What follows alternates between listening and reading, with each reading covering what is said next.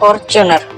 વૃદ્ધ, અપંગ, નિરાધાર શામજી કાકાનો એકનો એક જુવાન દીકરો અમરેલીથી જુનાગઢ વચ્ચેના ખરાબ રસ્તે ખાડામાં બાઇક આવી જતા થયેલા એક્સિડન્ટને લીધે મરી ગયો.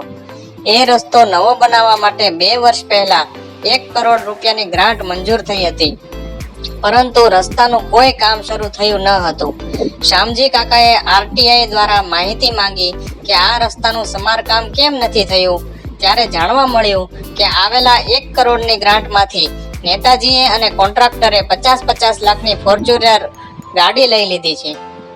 હવે એમને ખાડા થોડા નડે? ખાડા તો નડે શામજી કાકા જેવા ગરીબને, જેમના પેટનો ખાડો પૂરવા વાળું હવે કોઈ રહ્યું ન હતું.